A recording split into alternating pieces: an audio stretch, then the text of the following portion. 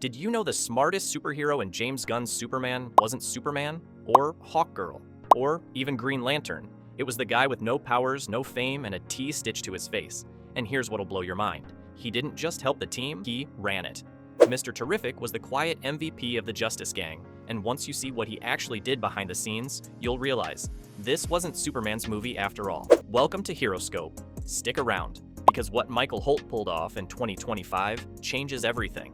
Let's be honest, if the Justice Gang were a band, Superman's the frontman, Hawkgirl's the drummer smashing faces, Guy Gardner's the wild bassist flipping off the crowd, and Mr. Terrific? He's the guy in the sound booth making sure the whole show doesn't blow up mid-set. Put it together. What are you doing?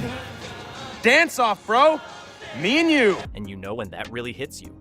That scene where he takes Lois Lane to track down Superman, only for it to erupt into this razor-sharp, perfectly timed fight sequence. It's classic James Gunn chaos. Fluid camera sweeps, overlapping dialogue, sudden bursts of brutal close-quarters combat. Holt's T-spheres are ricocheting like precision-guided drones while he shields Lois, calculates enemy positions, and dismantles an ambush without breaking stride. It's smart, it's surgical, and it leaves you thinking.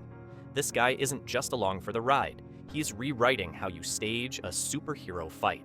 Because that's what he does. He makes genius look effortless. You don't get called the third smartest man on Earth for trivia night credentials. Michael Holt has 14 PhDs, fluency in dozens of languages, a quantum-level brain, and zero desire to show off. Banner. Now might be a really good time for you to get angry. That's my secret, Captain. I'm always angry. But make no mistake, when things go sideways, he's the one everyone turns to.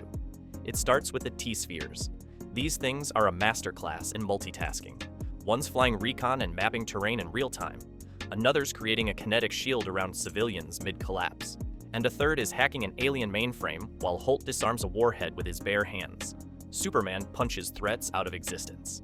Mr. Terrific prevents them from becoming threats in the first place. And he doesn't just shine in combat. He's in labs, in surveillance vans, in Lois Lane's office running satellite heat maps to uncover corruption. He's building solutions faster than the others can name the problem. He's Batman without the brooding, Iron Man without the ego, just raw brain power applied to practical justice. And what makes it work is that he's never the loudest guy in the room. He's quiet, surgical, 2 moves ahead, while Gardner is still mouthing off about Plan A. You don't see him coming. You just realize the team hasn't died yet, and it's probably because of something he already solved. This isn't just the brain of the operation. This is the operation. Now here's the real twist. Mr. Terrific might be the smartest guy in the room, but he's also the one who never forgets why they're in the room in the first place. Because every superhero team has someone who questions the mission. Someone who plays devil's advocate when things get messy. In this movie, it wasn't the journalist, the alien, or the ring slinger. It was Michael Holt, the guy with fair play stitched across his chest like a code of honor. And yeah, it actually means something. See, fair play isn't a slogan, it's his entire programming. It's not built on emotion like Superman's kindness. It's not powered by rage like Guy Gardner's justice. It's cold, calculated ethics, like if Kant wrote superhero code on a tracksuit. And it's earned. We don't trade lies, Captain. This isn't some cheap backstory they shoehorned in. He had a wife, a child on the way. Then a stupid accident took everything.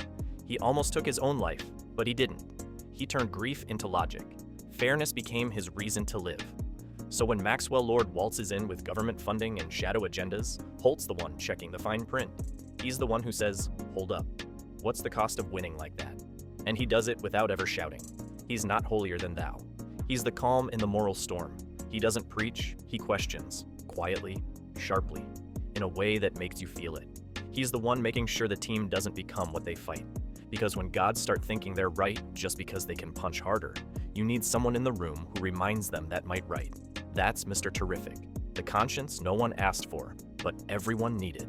And yeah, he still built 3 working drones during that conversation. Okay, let's clear something up.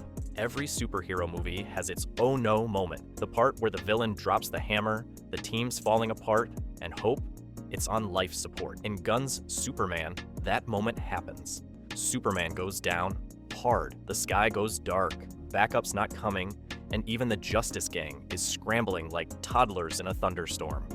And right when you expect some epic comeback from the guy with heat vision, nope, enter Mr. Terrific. He doesn't throw a punch. He doesn't scream a battle cry. He builds a solution. T-spheres whizzing, cloak engaged, mind calculating probabilities faster than the Flash runs errands. He becomes the default field commander without even asking.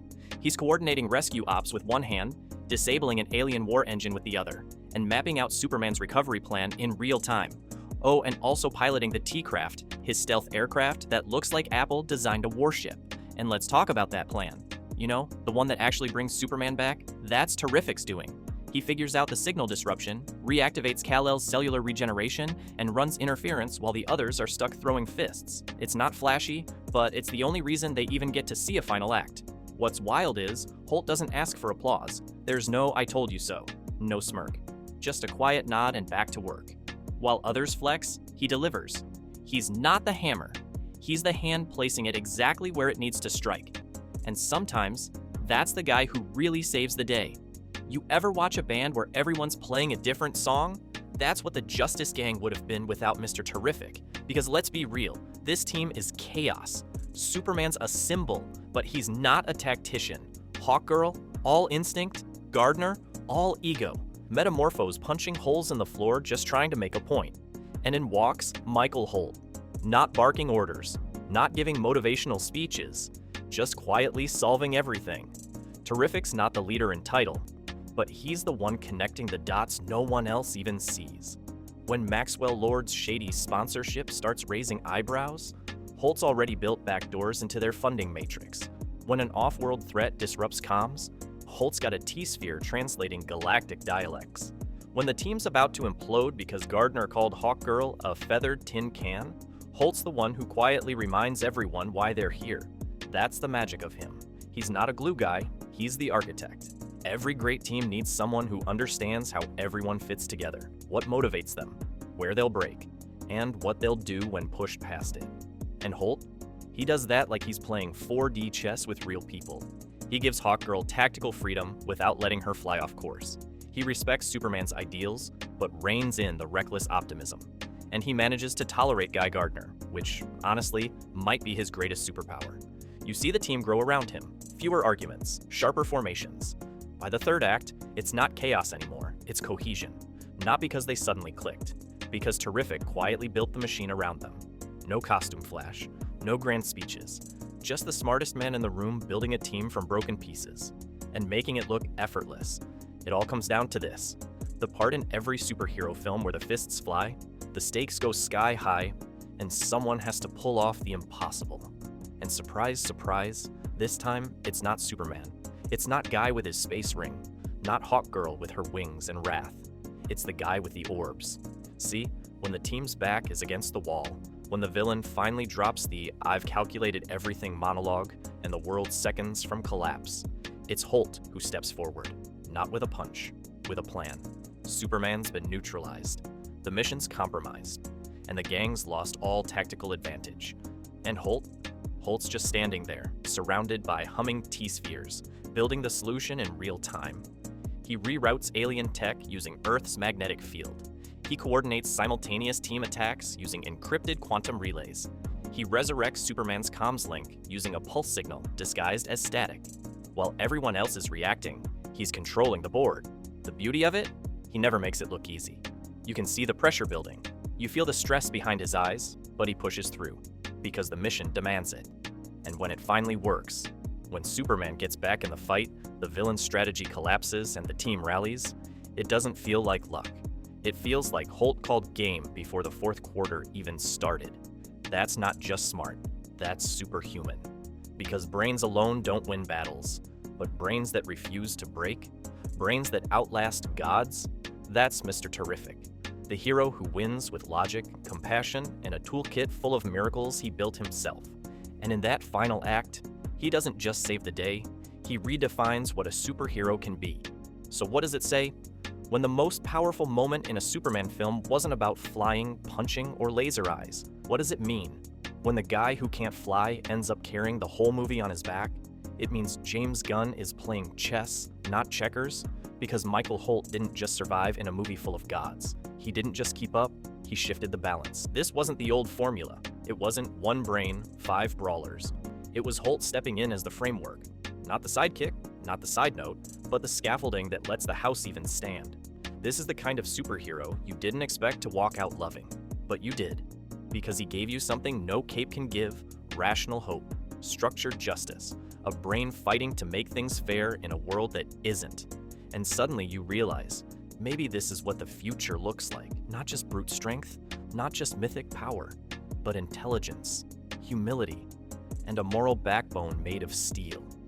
And here's the kicker. He did all this without ever asking for the spotlight. He wasn't chasing glory. He wasn't trying to prove anything. He just showed up, fixed the problem, saved the team, and went home. Classic Mr. Terrific. So yeah, Superman had the suit. Guy Gardner had the jokes, Hawkgirl had the fury. But Mr. Terrific, he had everything else. He held the whole damn thing together and quietly made you rethink what a superhero really is. And now we want to hear from you. Did Mr. Terrific steal the show for you too? Or was it Hawkgirl's hammer or Guy Gardner's chaos that stuck with you the most? Let's know in the comments. And don't forget to hit that bell so you catch the next breakdown when it drops. This was Heroescope, and in a world of flying gods sometimes, it's the man who thinks hardest that lands the final punch.